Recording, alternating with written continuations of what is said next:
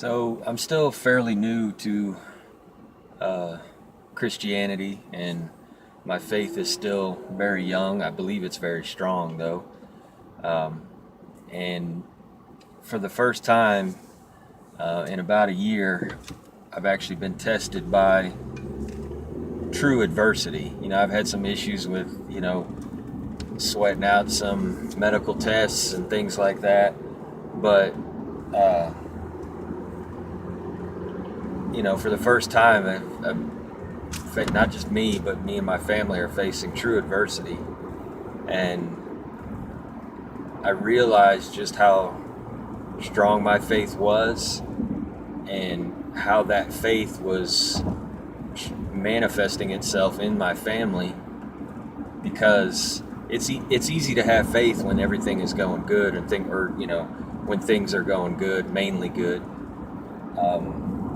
It's easy to have faith then because everything everything's looking good, everything's coming up aces.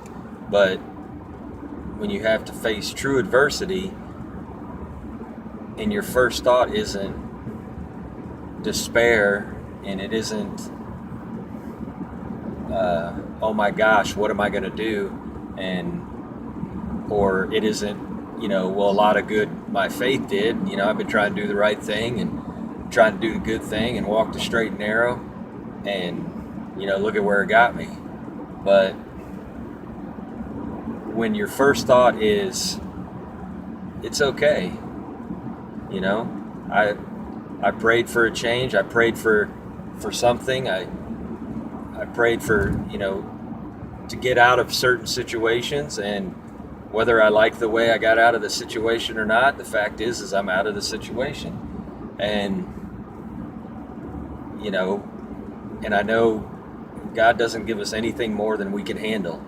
And something else I've learned is, God's not here to make sure that we're happy or to make sure that we have everything we need, or everything that we want. He's here to make sure we have everything that we need, not everything that we want. And just because we have certain plans, doesn't mean that coincides with his plan for us. And I'm just thankful that by me strengthening my faith, my wife has strengthened her faith. And don't get me wrong, when anybody who's been through being laid off, place closing down, being fired, or just huge reductions in pay, or huge reduction in hours, or just catastrophic financial situations where, car accident, medical emergencies, anything that puts a strain on your finances is a surefire way to put a strain on most of your life. And I'm just so thankful that my wife, and we didn't just sit there blindly and say, well, God's going to provide for us. We made plans, we're looking at our options and things like that. And we're being smart about it, but we're also trusting the fact that God he's not going to let us suffer. He's not going to let us toil for no reason. And we're just we're really excited about what that may entail, whether it be everybody wants to be comfortable financially. It takes a big burden off, and we were pretty comfortable financially. And the thing is with a little tweaking and stuff like that, we can pretty much get back there in a short amount of time, maybe. But even if we don't get exactly back to where we were, the fact is at the end of the day, our bills are going to be paid. There's going to be food on the table. And after all is said and done, I'm pretty happy with that. I don't want to live paycheck to paycheck, but there are worse things in the world that could happen. And we have our health, we have our 2 happy kids, we have a great extended family that just they support us every way that you can imagine. and any way possible. And I've been shown so many blessings, so much more than I ever could possibly deserve. And because I have faith, and because I know I have a relationship with God, with a relationship with Christ, I know I don't deserve those things, but I have gratitude for them. I've been shown so much grace, not just by God, but by people around me.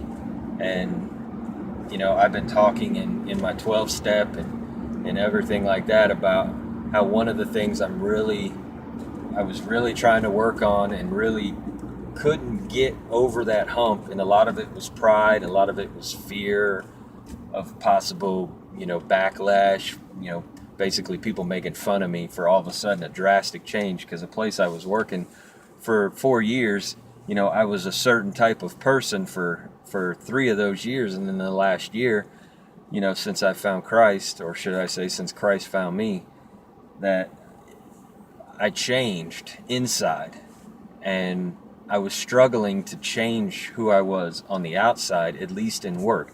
At home I had changed. I'm obviously going to church, I was changed, but that was the one place I couldn't quite get myself over the hump.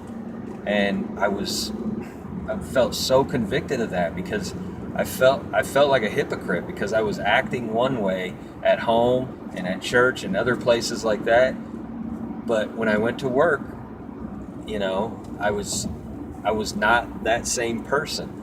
I did change some, I wasn't always angry. I wasn't running around ranting and raving like I used to.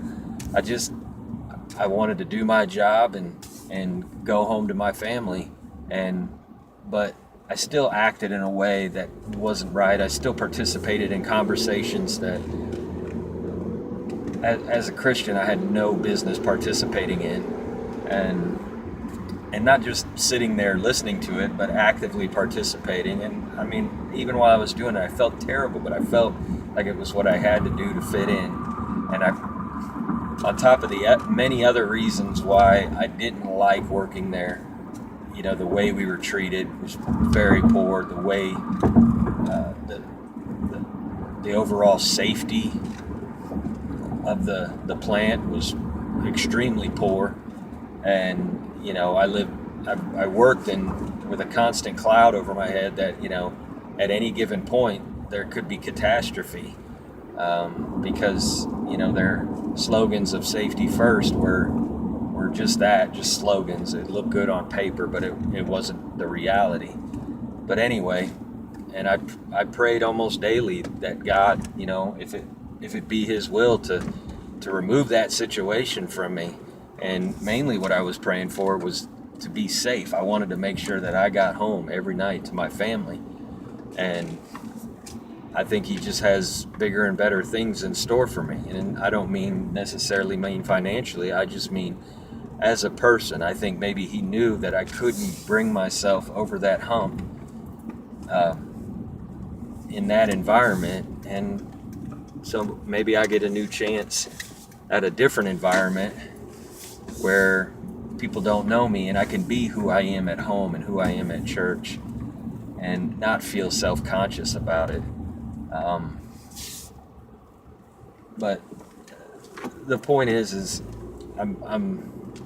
it brings me joy that my faith was strong enough that even when faced with job loss and possible financial struggles, it didn't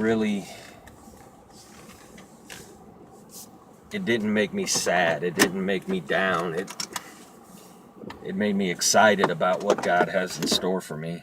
And I'm about to go into a prayer meeting right now at church, and one of the things I will pray for is that people out there that are struggling, I just pray that you find the same hope and joy in the down times as much as you do in the good times, because whether you're down or whether you're up, God is right there. Jesus is right there, and His grace does not stop flowing just because you're sad or just because you're upset.